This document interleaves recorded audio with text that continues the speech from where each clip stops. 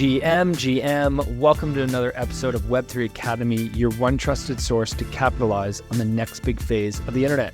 Don't get caught in the hype cycle. I'm Jaybird, and I believe that NFTs on Solana are going to change the world. That's why I'm carving a path for doers to confidently build and invest in Web3. Welcome to another episode. Today, we have with us Vibhu Norby, the founder of DRiP or DRiP House. Now, you might not have heard of DRiP unless you're actively involved in the Solana ecosystem, but you need to know about DRiP because this project has minted over 75 million NFTs to 1.5 million wallets. Yes, you heard that correctly. And okay, first question, how the heck did they mint that many NFTs and not pay an arm and a leg? Well, because they did it on Solana. And Solana's new compressed NFT tech has allowed them to mint 75 million NFTs for only around $20,000. Now, $20,000 might sound like a lot, but when you're minting 75 million NFTs, it's actually nothing. The cost for them to mint NFTs on Solana is fractions of pennies, and that is allowing them to build this creator platform that's not just for creators, also for businesses, also for artists, really for a wide spectrum of people, businesses, solo entrepreneurs that can now get NFTs into the hands of their fans basically for free, because any creators on DRiP, you don't pay. It's free to get millions of NFTs into the hands of your fans. This is unheard of in the Ethereum ecosystem, and it's only possible because of Solana's tech. We talk all about in this episode how Solana has enabled DRiP to scale to this incredible size. And then we also talk about what is DRiP and how does DRiP work and why would a creator or a business want to use DRiP. We even talk a little bit about this podcast, Web3 Academy, and how Web3 Academy should use DRiP. But there is so much to learn from this episode because Vibhu really looks at NFTs differently than the way I think the rest of the world looks at them. Most people still look at NFTs as if it was 2021 NFT mania and they're overpriced JPEGs. What Vibhu is doing and his team, they understand that NFTs are really just a digital file format, and that digital file format enables you to do different experiences and to provide a new way to engage with your fans and your audience. And that is what DRiP is all about. And really, honestly, they are just getting started. This is a project that I believe could be one of the biggest projects over the coming bull run. I think you're going to see a lot of creators and a lot of businesses start to use DRiP as a way to reach thousands, if not hundreds of thousands of people that are on their platform, that are in Web3, that have wallets that are excited to interact with on-chain content. And really, it's just mind-blowing getting into the mind of a founder like Vibhu and seeing the way him and his team at DRiP are building out this platform that is going to already has reached 1.5 million wallets. I think in the next 6 to 12 months, I think that number is about to go exponential, and they're going to be a big part of what takes on-chain mainstream, what pushes Solana mainstream, and really what opens the eyes of so many people who aren't yet on-chain to understand why you should be building on-chain as a business or a creator, and then also as a fan or a follower, what is the value of being on-chain and getting these NFTs given to you, even though they're free, they might have value later, but also it's this different feeling, this different interaction, much different than the current way that we interact with a lot of our content on Instagram and TikTok and other social media platforms. This is the Web3, the on-chain way to do that. And it is truly incredible to learn about. So get ready. This is an incredible episode. Before we jump in, we're just going to take a minute to hear from our sponsor. Modern newsletters are built on Paragraph. That's right. Paragraph is a brand new newsletter platform that combines the best parts of Web 2 and Web 3 to supercharge newsletters for both writers and readers. Build a community, not just an audience. Paragraph uses blockchain tech to allow readers to collect and own the words that matter to them. This takes reading a newsletter to the next level. With Paragraph, readers can mint, collect, and show off quotes from their favorite newsletters. This opens new possibilities like creators sharing revenue with fans. I also love their new feature, Paragraph AI. This integrates GPT-4 natively in Paragraph to create, edit, and improve your writing effortlessly with one click. And guess what? We at Web3 Academy are on board and have already moved our content over to Paragraph. We believe this is the future of newsletters because of the profound engagement it creates between creators and fans.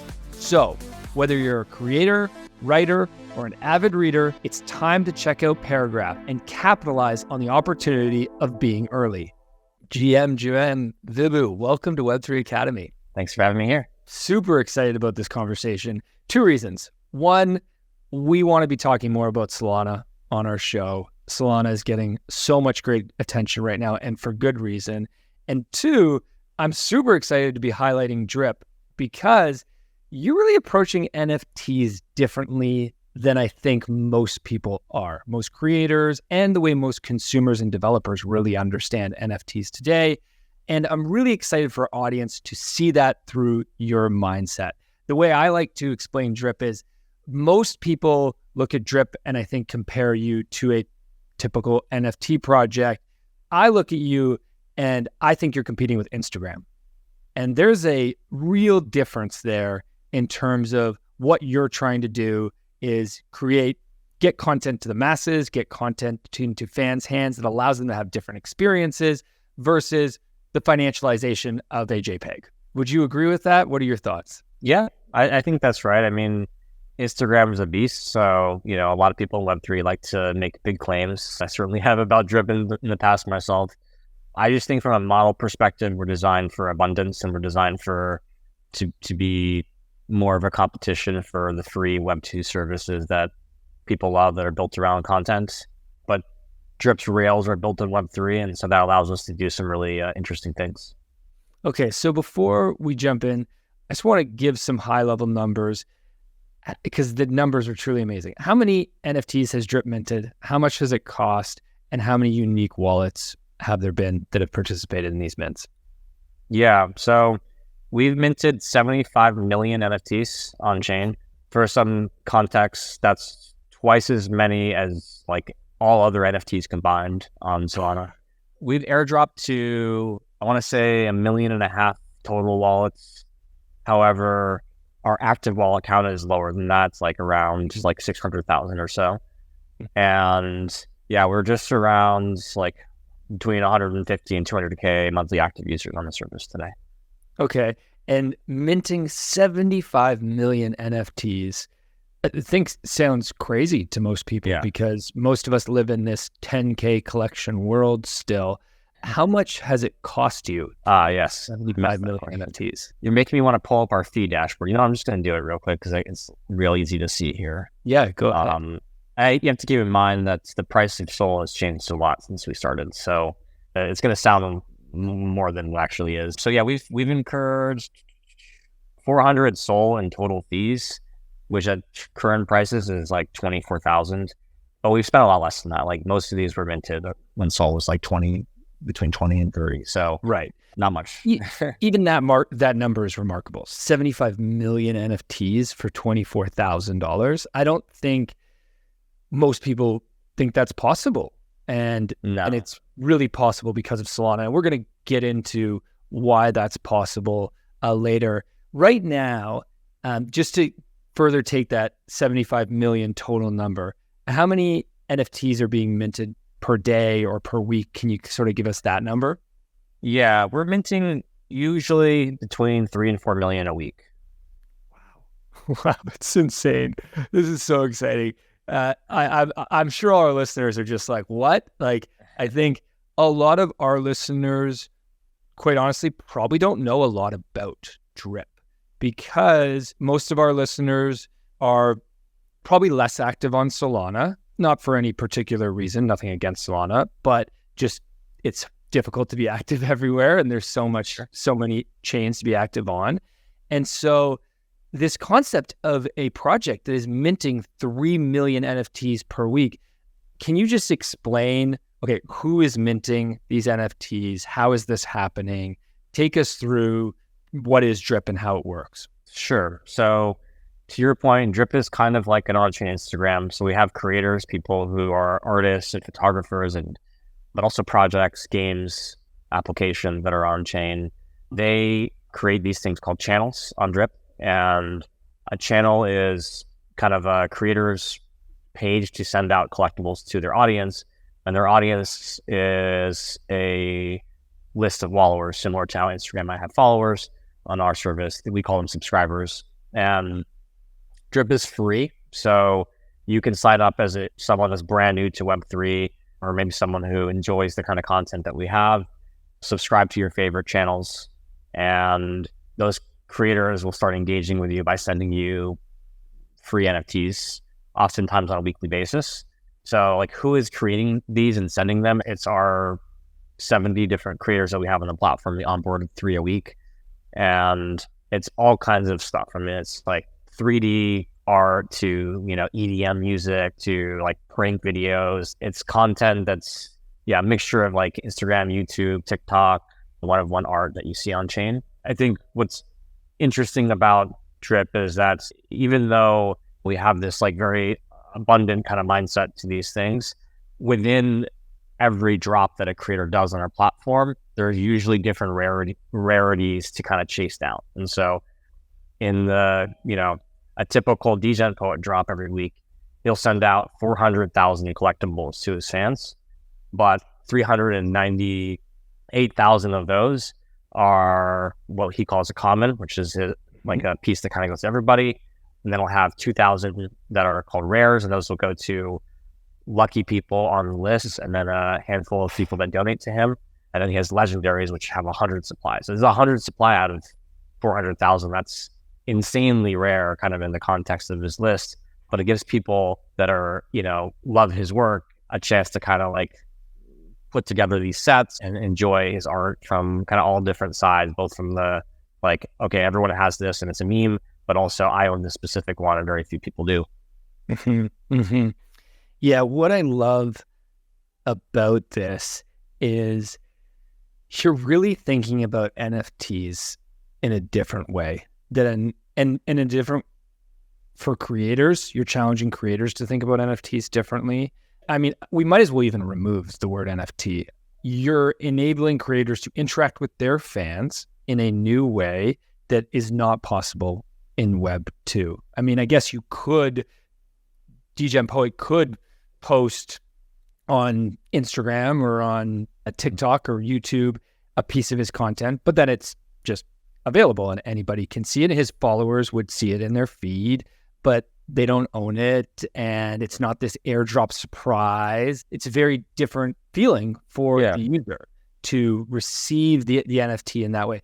I'm just curious, and maybe this sort of goes back to the origin of why you started DRiP, or how is it that you are viewing NFTs? And maybe you want to break down like the creator perspective and the user, subscriber perspective. In my opinion, like the two things that the blockchains do really well are, one, composability. So the idea of putting an asset into the cloud, which is, blockchains are basically cloud machines, and anyone being able to permissionlessly build around that thing that you put out there. And I think NFTs offer a very, lightweight piece of infrastructure to do that for assets, for media assets.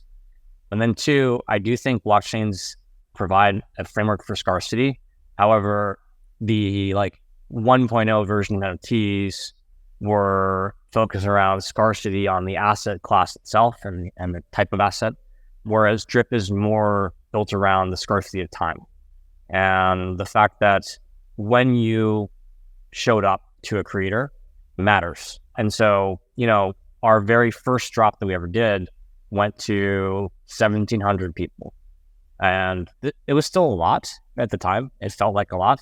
But the last showcase drop, that same exact channel went to, 600,000 or 700,000. And so in the context of like when you signed up matters a lot.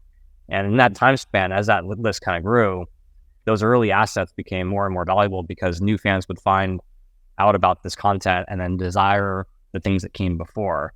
And this model is really how like most collectibles like that are not maybe like sports memorabilia can become valuable. Like you think about Pokemon is not a scarce asset in the context of all the sets. I mean, they've produced 9 billion, something like that, cards. But the fact that every year they produce more new things and the old things start to matter more to people, they get context from, what they were at the time. That's something that NFTs didn't have prior to DRiP, in my opinion. Mm-hmm. So from the collector's point of view, you make bets early on with good creators. It does start at free, but you can kind of participate and reward the creator to collect more rare things. So you have like an earning aspect, but also supporting the creator aspect. And for creators, this lets them engage with digital assets, but more broad sense. They're not listing something on a one-on-one art marketplace and letting it sit there for months. They can really get their work into the hands of many people quickly. And they build really big audiences on DRiP fast because of that trade. Consumers want to be early to them. And I'm sure, as you know, as a content creator, getting your first 1,000 fans is really hard work. Getting your first 1,000 views on a video, it's really hard work. DRiP kind of like changes the mechanics of that like early exchange of value in a lot of ways. Very interesting. And as a creator, the other thing that really matters to us is who were our first fans, who were the ones that were there in the beginning supporting us. Because, I mean, the example I always give is how many times have you had a conversation with a friend and they bring up a musician and they're like, oh yeah, I knew about them first. Like I was the first to find out, or I went to their concert before you did, right? So users care about that. Like us as consumers, we really care to be able to prove that we knew about them first. But then also an artist cares about that because you want to reward your earliest fans, right? That's very difficult in Web 2. I don't want to say it's not possible, but it's very difficult. It's not as easy to... I would say it's not possible. Yeah, I think just because of how the business models of these platforms have evolved, like the thing that they keep from their creators are the audience, in fact. Like you can develop a relationship with every individual person that comes there, but the platforms are not designed to do that. If you want to move your audience off of YouTube to some other platform, you can't do that, right? You could post a video and say, hey, come over and follow me on Kick or wherever.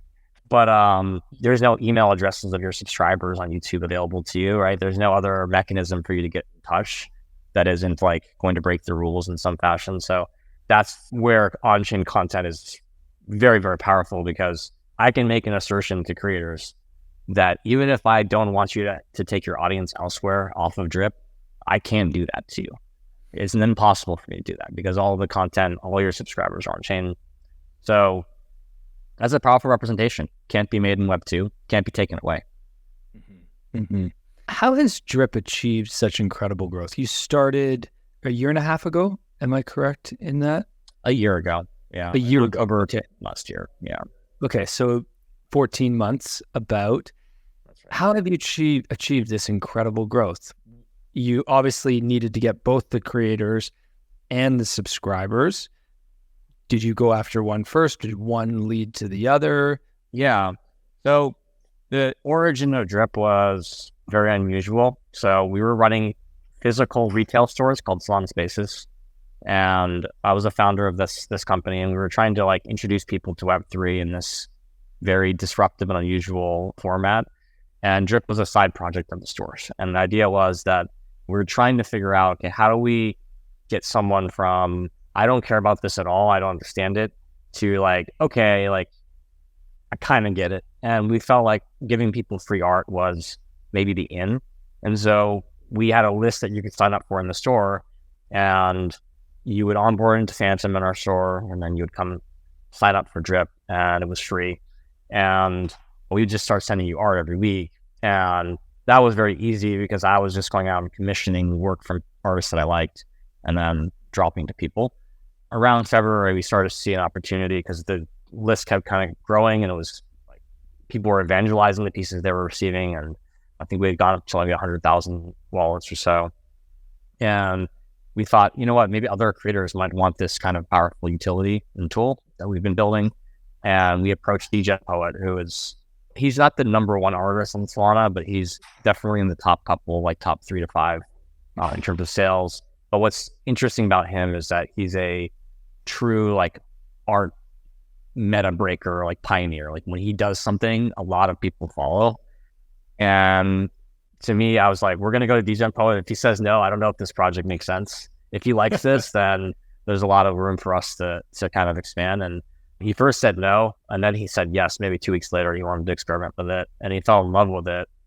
Honestly, his validation meant a lot to us, and it like created the space for many other creatives to say, you know what, maybe I can experiment with abundance as a different kind of model for my work. And let's use this as an example. Why did DRiP Poet say no in the beginning, and what shifted his mindset? Because I think that is the shift that we need a lot of creators to make if they're going to start to use something like DRiP.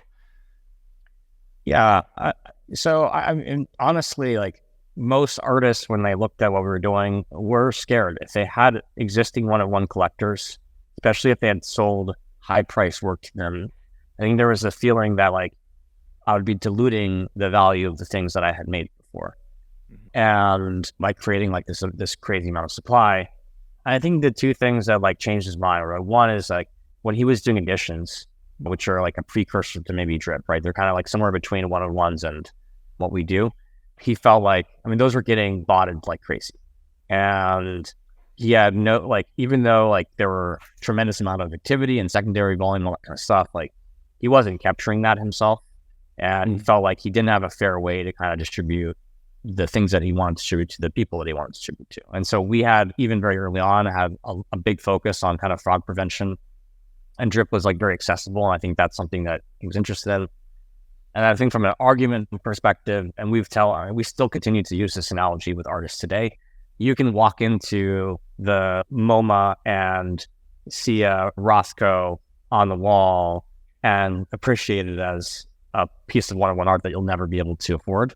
But you can walk into the gift store and there's postcards and there's books and there's like other things that are built around the art. And DRiP, you can think of DRiP as a postcard of the art. It doesn't have to be felt the same way. And that's been really true. That is probably how most of our artists on that side, kind of think about it. This just didn't exist. And it really is enabled by the tech. It really is enabled by the fact that we can do this at scale with low cost. Mm-hmm. Otherwise, we don't exist. This idea doesn't exist. Yeah. And I want to get into the tech in a few minutes here. But before we go to that, because I do think that's really important to understand how the heck you've been able to mint 75 million NFTs at this scale and at this cost. I just want to talk about the user for a second. So for the creator, there's this great opportunity to be able to distribute your content to a mass audience in a new way where you can give them ownership of something. And you talked about rarity. What about for the user? What do you find? Why are there these 600,000 or I guess 1.5 million wallets total, but 600,000 that are active constantly? Mm-hmm. Why are they active? What are they getting that's different from what they're getting from maybe just following an artist on Instagram or following an artist on a Web2 platform? Yeah, there's two camps of users. We have the folks that are thinking of this as a free way to earn money, and there's a lot of that in Web3, and that's totally fine, right? And then there's a segment of folks that get to be that big time collector for $1 instead of for $1,000. And because DRiP has all of the mechanics that you see in normal NFTs and our creators put out there, right? Is once you have like this format of digital assets, there's lots of games that can be played, in terms of collecting games, challenges, burn mechanics, raffles.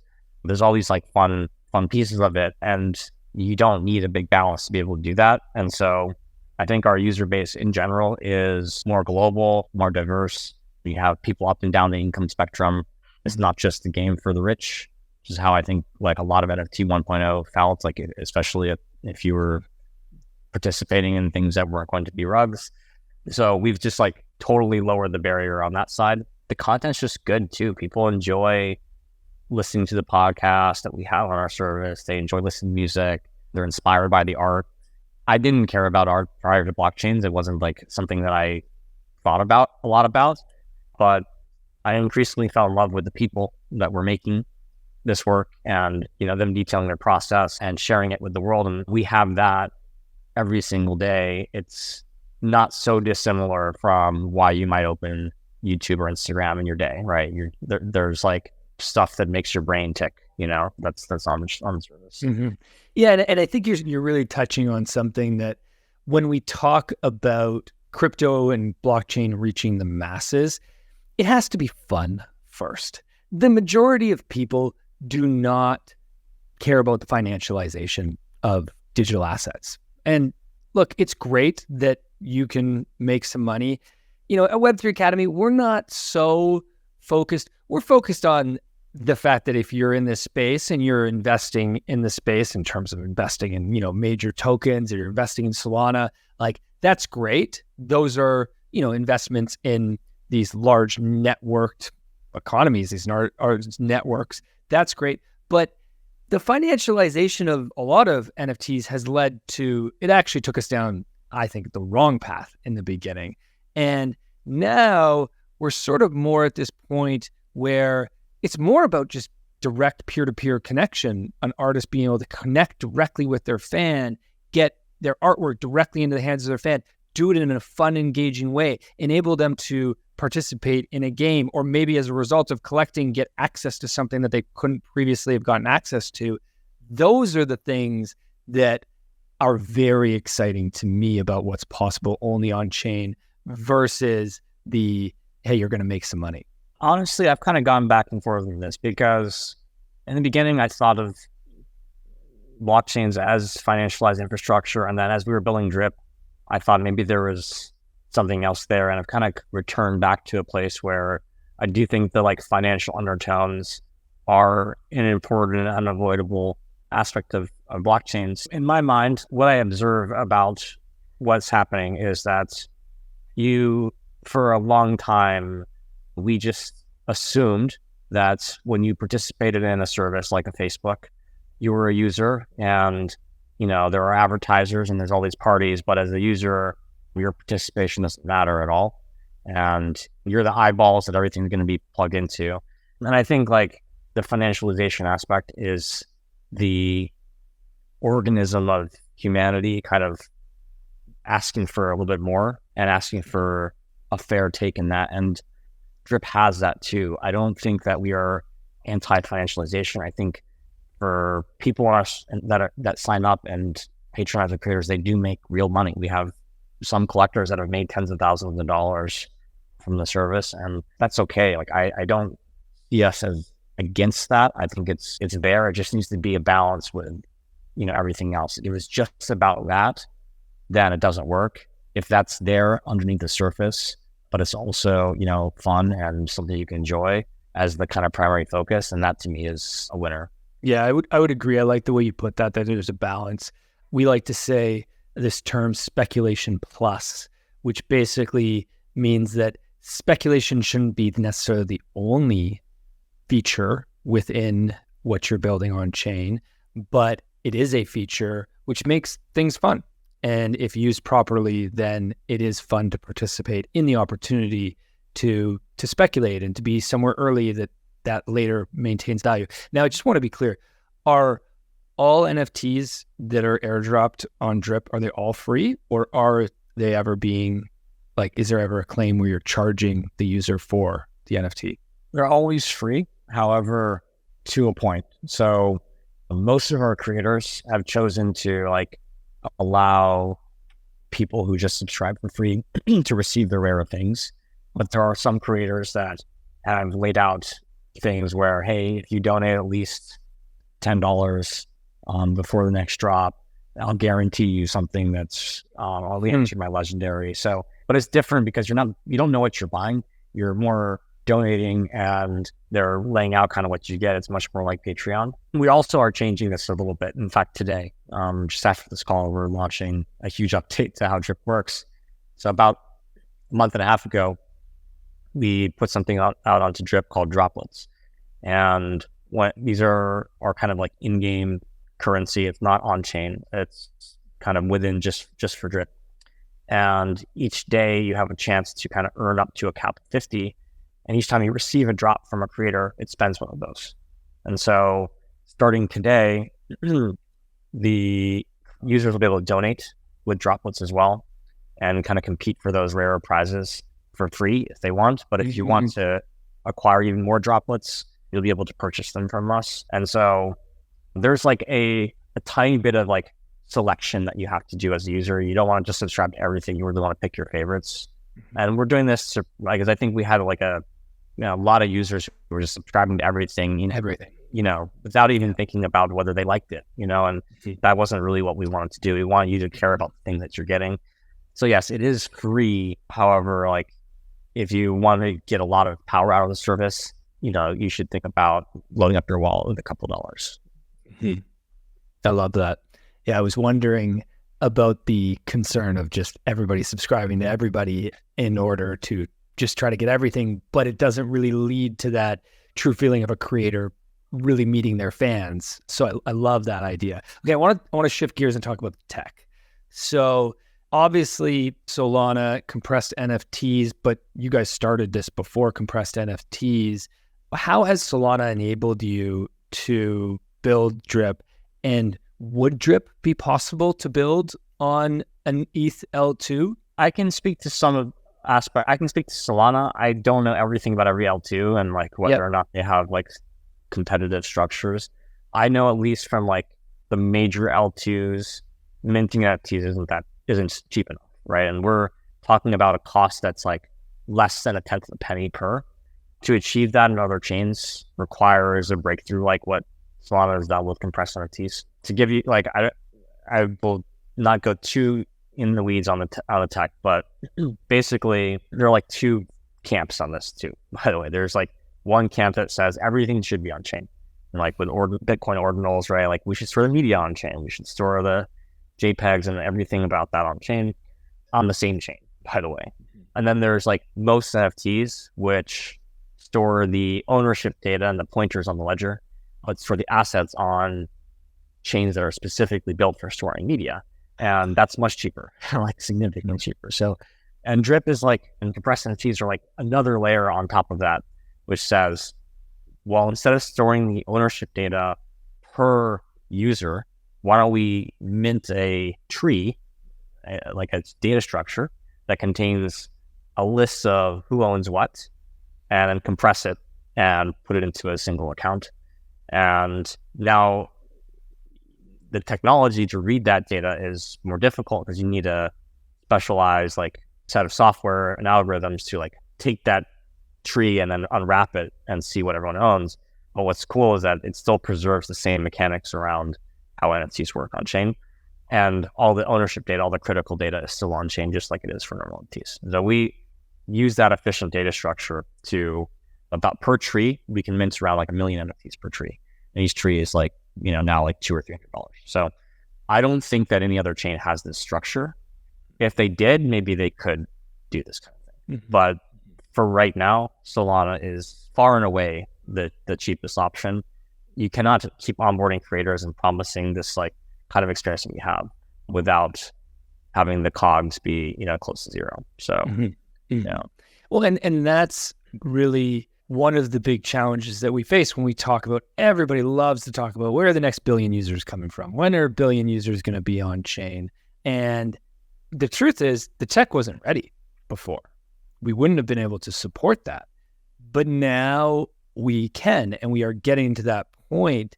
And with the coming bull cycle, whenever that really takes off and media goes crazy, and then all of a sudden we have, the ETF, Bitcoin ETF gets approved and more people are buying crypto and they're starting to, make moves on chain. And then you have these exchanges like Coinbase that are also launching L2. So they have, incentive to not just get you to purchase some crypto, but now it's like, okay, now I want you to move on chain to make that next step. And the tech now feels like it is ready for that scale in a way that it wasn't before. I mean, you look at Reddit, for example, they minted millions of NFTs, but they ended up shutting it down because they didn't shut down their NFT. They shut down their community points idea because they were worried that it would cost too much for gas, and they were covering gas, right? And so for you guys, you're covering the cost. You aren't putting gas on the users, right? But you've been able to do this at scale. I really want to make sure people can see what's happening here, because it's a really big aha moment. I think it should be for builders to realize what is possible on Solana right now. And then for creators to realize you can reach not just 1,000 fans or 10,000 fans and have to either charge them money or pay it yourself, or use some sort of mechanic like Zora uses, where there's always going to be some exchange of value because somebody has to pay that fee. But here we are with an example where you're saying, oh, we can do 1 million media pieces of content for a few $100s. Well, that's sustainable for you as a business. And we'll talk a little bit about your business model, but I just get so fired up about this. Yeah. I think you nailed it. To add on to that, like, in fact, for a long time, even when Solana was at its peak, gas on Solana was always very, very cheap. Like, doing a single transaction was very, very cheap. And the average like retail user who like is engaging on chain with Solana is not spending very much in their lifetime. Like, I think there's a tool that someone built where you can plug in your wallet address and see the total like fees that you've spent doing all of your on-chain stuff. And for most people, it's like less than $1.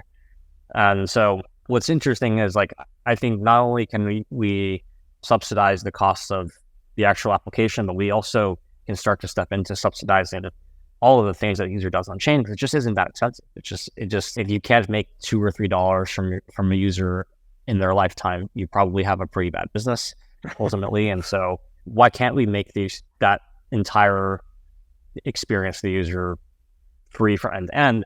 The unlock isn't just the money aspect, it's the onboarding, because trying to get into an L2 today, if it's financialized at all, is a terrible, terrible experience that very few people want to do.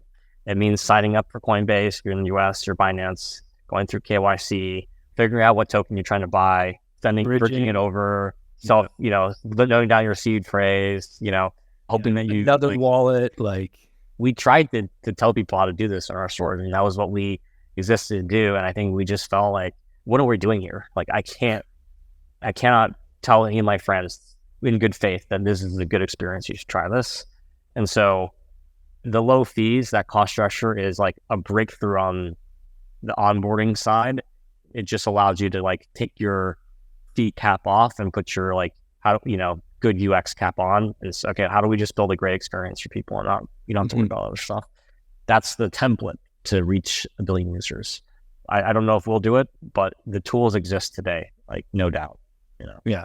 Oh, come on, we're gonna do it. Let's get optimistic here. I think we're well on our way. Wag me.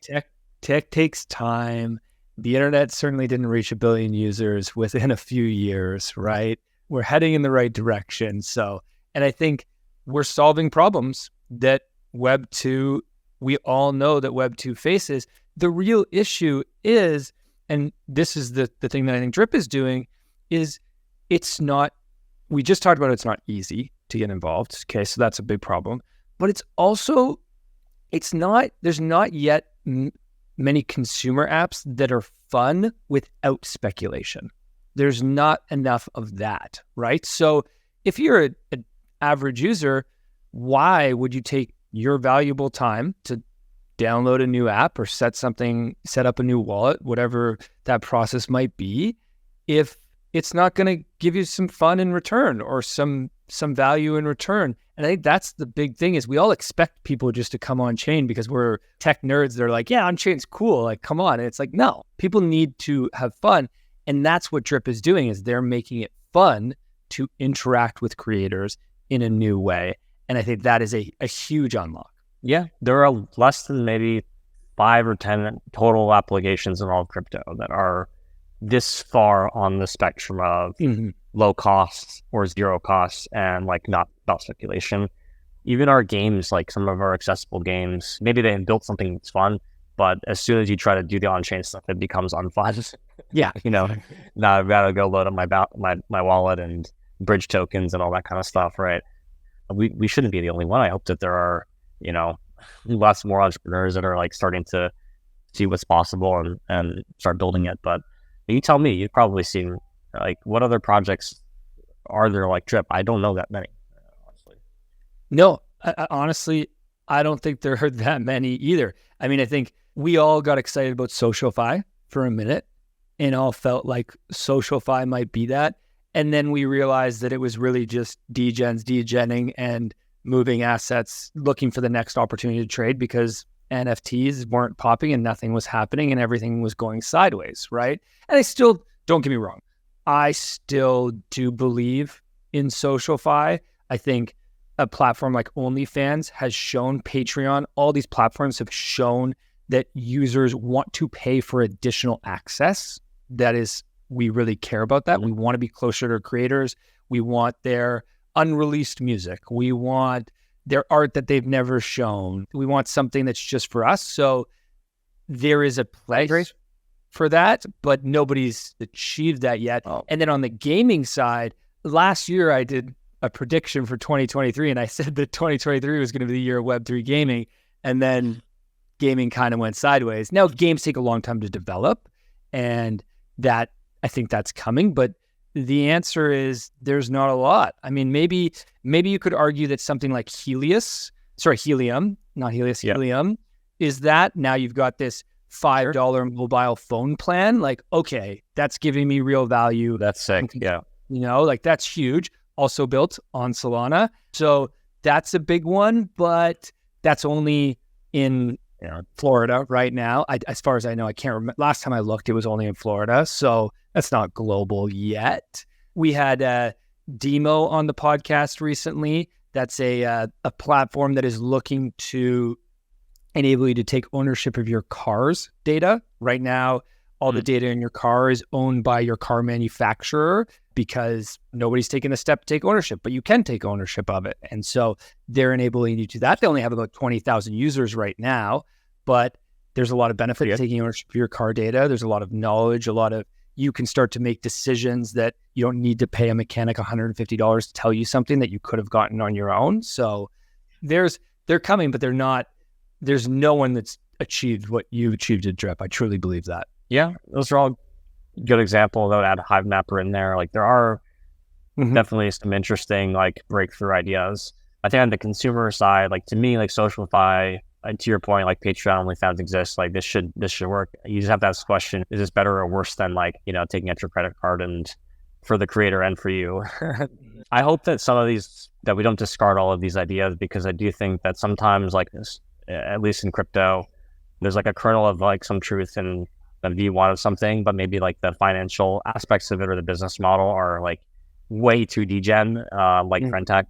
And maybe if someone, hopefully there's an entrepreneur that like sees what it's doing and then can rip apart the model and like make something that's more accessible, and maybe starts at free. Like there's tons of things. I mean, I would say DRiP is kind of like that. Like we looked at NFT 1.0 and thought there's a lot of cool things here. You have, this like early adopter effect. You have this like community building that can happen really quickly.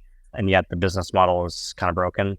And so let's not throw out everything with this idea. Let's take the good components and then mix it with maybe some like models that are from Web 2 and are designed to be in the hands of many. 2024, that's the year of games. That's what I'm already.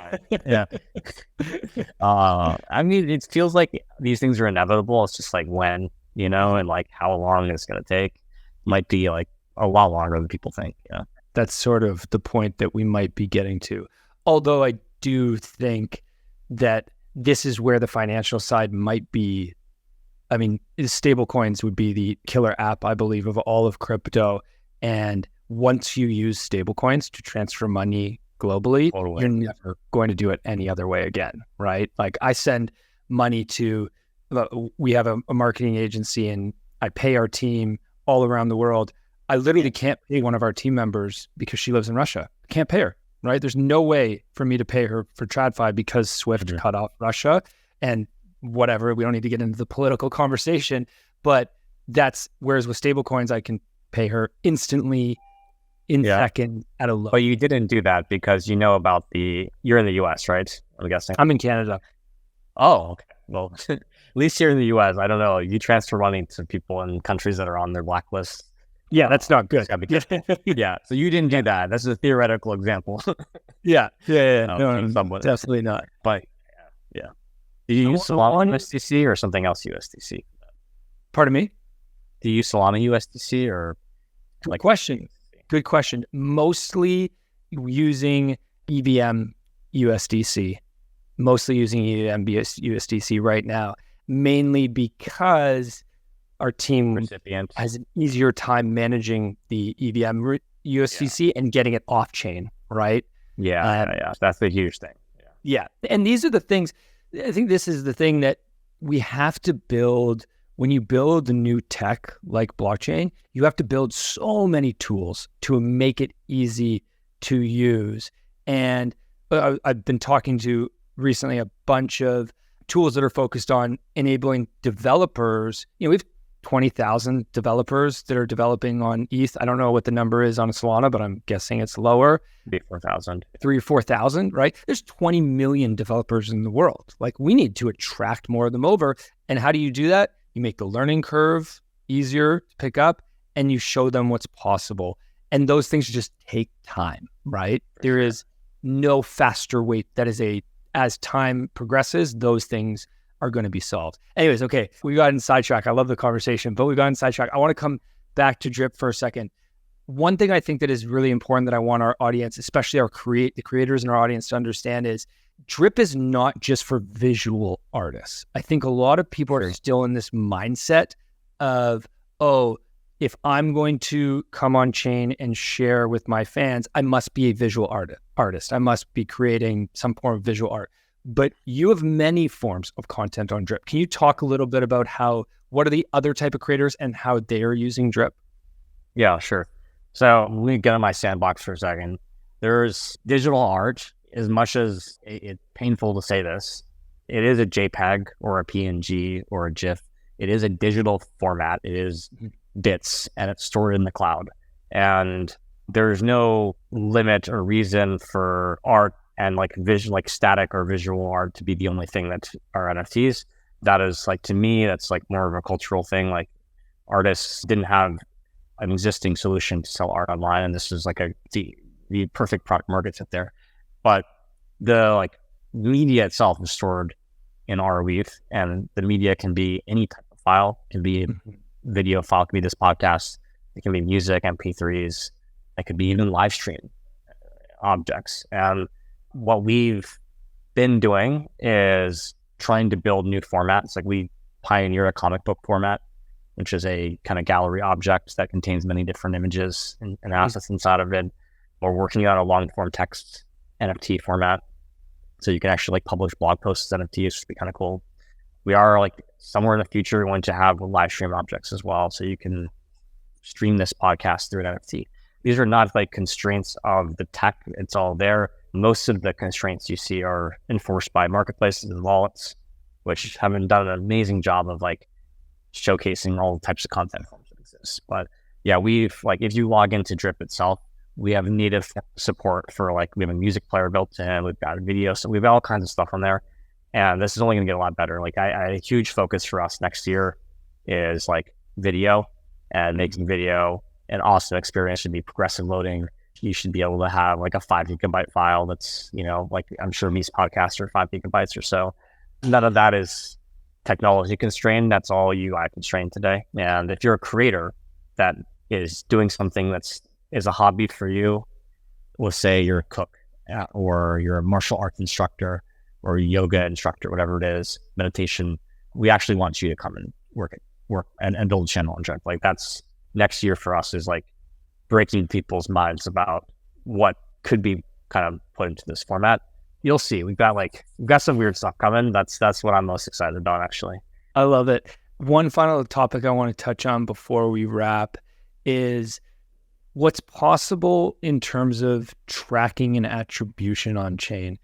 This is something that I think we've only really scratched the surface of. We are so used to the Web 2 world of using cookies and trying to understand our audience better. And this applies to creators. This applies to Fortune 500 businesses. This applies to everybody. We're all trying to have better knowledge of what our consumers are engaging with. Like, great example for me, I would absolutely love to know how many listeners we have on Spotify versus on Apple Podcasts. Now, I can look it up on Spotify because they have a great system. Apple Podcast system, not so great, so it's harder to know. So I'm just curious, how are you thinking about that? Are you building tools to enable creators to look at some form of analytics on DRiP? Are you going in that direction? Or are you more sort of thinking that's going to be third party and you're partnering with third parties? Maybe talk about how you're thinking about it and then how you think it'll roll out. Yeah. I spent like maybe a decade of my life working on marketing tech and thinking about attribution pretty deeply. I think what's very attractive about Web3, I mean, first of all, attribution has gotten much more difficult than it was a long time ago because GDPR and, Apple itself taking all kinds of actions to remove tracking information. One of the big misconceptions about blockchains is that like it enables like private money laundering and stuff like that. It's the exact opposite. It's opposite. Everything is public. From like a GDPR perspective, there's nothing to build there because if you're a user and you collect a piece of content from DRiP or wherever else, and that wallet is known, like all that information is in public. It's all zero-party data. And so like, yes, I do think we're going to build easy ways for creators to track their biggest holders and who's their biggest traders and all this kind of stuff. But like, we actually don't need to because there's very few things that we can do that someone else couldn't do that was like well equipped to do that specifically.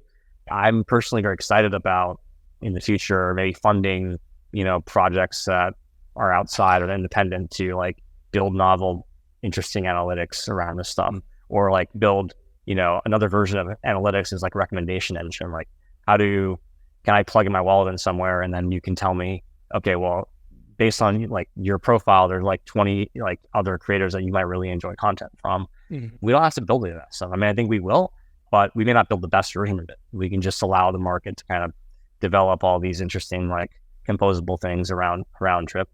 That's how I think about it. That's what I'm most excited about, I would say. And then how do you think about the permissionless aspect of, okay, so let's say you used a tool to maybe see where there's crossover with other collectors that maybe aren't collecting you, but they're collecting similar things to your collectors. And now you can go and permissionlessly send them something. Do you see that being a trend? What are your thoughts on that? So we have a very clear view, which is like, we will not send people things that they don't opt into. And I think when it comes to like email, for example, there's a fine line between like what is considered spam, what is considered a newsletter or like an offer. And I think sometimes like those lines get blurred in different ways. At least for us, like we're distributing content on behalf of the creators to people that have opted into the service. They can opt out if they don't want it. If one of our creators wants to take that audience somewhere else and do something different with it and build upon it and take other wallets from other creators, go ahead. I think that's a beautiful thing. The tricky part is going to be partly because of DRiP, you have wallets changing how they're going to work soon. And they're going to become, we've got like the last 2 weeks, as Solana's been pumping on the token price, there's been also record levels of spam on the network. Mm-hmm. Like you can't do anything right now. You do a single transaction on chain, you're getting hit up by like 3 spam NFTs and like spam transactions that have, rug tokens and all that kind of stuff. So that's like, what's the reaction to that is first, wallets turning off notifications. Second, developing spam prevention tools so that there's like more of a filtered view in your wallet. So even though you'll be able to do a lot of things in the future, I think the wallets are going to start to arbit to be arbiters of like kind of what you see and how you experience that stuff. And DRiP itself, like our position there is we're very insular. So the things that we send out are the only things you can see in your vault. You're never going to see anything else. And then if you do use DRiP as your kind of like view into what you have, you get all kinds of special Chrome and utilities and kind of whatnot alongside of that. Yeah, I love that. Okay, before I jump into a speed round, I just want to give you a chance to give a little bit of a shill. If anybody's listening to this show, whether they be creator or user, how can they get involved in DRiP? Okay. Because you told me your audience was like a lot of new to Web3, maybe business builders, people thinking about strategy. We really love working with businesses. We work with many apps like Floor, like StepN, like Pico Play, wallet products, content products, games. DRiP is an amazing launchpad to reach Web3 natives. And we like working with apps because they build unusual and like more fun experiences for our consumers, because they typically, have quests or like things that like ways to kind of take you out of DRiP into their ecosystem. We welcome that. We want you to do that. So if you're starting to build in Web3 and you think, I'm looking for my first 1,000 or 10,000 or 20,000 customers, please reach out to us. You can do that at d.rip/creators. That's our creator onboarding form. It's very easy to fill out. Tell us what your vision is for a channel, and then we'll reach back out to you and talk to you. And DRiP is free for creators, by the way. We don't take any money. There's no gas fees. Like, you don't even need a wallet to like create on DRiP. It's pretty cool. That's my shill. No, I love it. And we'll put the link in the show notes that you just mentioned. I just got to ask a follow-up question there. And, this might be, I hope this isn't too big of a question, because I know we got to wrap up here. But you just mentioned that you don't take fees from creators. How does DRiP make money? So a couple different ways. One, we have 1.5% royalties on all of our collections. 2, starting today, we're selling droplets. So if you want to become a power user with DRiP, you really will need to engage with us on commerce. And then 3, we have something called sponsored collectibles. And there's like a way to get in front of 50,000 people every week. And there's on the top of our homepage, there's a banner and a claim button. So it's the only thing on DRiP that doesn't get airdropped are these sponsored collectibles. And brands pay a certain rate per claim. So those are our 3 kind of models. I'm sure there'll be more in the future. Yeah. What I love about it is, unlike so many projects in this space, whether it be NFT based or whether it be fungible token based, started by getting financial buy-in from their users and from their audience. I mean, Blast is the best example of that right now. You've got a project that isn't even a layer 2 yet, and they have over 600 million in total value locked. That is become this model that, look, it works. It's a great way to raise capital. It works. Genius. So like, I got no hate against it, but does it build the best long-term business? Does it build the best connection to your consumers? Does it build trust for your consumers? That I'm not so sure about. It often leads to pump and dump and not the best sustainable business. So it's really nice to see a project, in your case, that you guys didn't prioritize the financial side. You didn't prioritize revenue in the beginning. You prioritized the users and the creators and finding product market fit first. And now you're figuring out the revenue side. I love it. We're venture backed, to be clear. We are venture backed. Yeah. So it was easy for us to do this because even from day one, I wasn't worried about whether we were running out of business next month. You kind of need to have that. And I think a lot of like projects in Web3 didn't or couldn't raise venture. I don't necessarily look upon that negatively, but yeah, we just were building this in kind of a different way. Yeah. I assume you weren't venture backed by Paradigm, because if you were, they would have told you to do some sort of airdrop incentive to get people to be involved. I would welcome a check from Paradigm, but yeah, no, we're not. Okay, couple of speed round questions before we wrap here. I gotta ask, one, you're obviously a collector on DRiP. What's one collection or one piece that you will never sell, never trade, never sell? The one I hold most dear is a piece called Ultrasound. It was created on October 25th by an artist named Vincenzo last year. And it was the very first drop we did was 2 pieces, Agility and Ultrasound. And for whatever reason, I don't know why, he created 2 different versions of this piece. And one, we said, let's give it to 50 people instead of 1,700. So like 1,650 people got the common version of that, and then 50 people got the Ultrasound. And my particular one is the very first thing that we ever sent on DRiP. It's literally edition number 1. And yeah, I'll never give that away. That's like, yeah. And that's not piece. Because you're the founder. That's just luck. No. It's because I'm the founder. 100%. It's because I'm the founder. Yeah. We were tested again. Like, Okay, like, this person, and that's number 1 out of 75 million. So that's like, if you talk about not trading, I'll never send that away. Cool.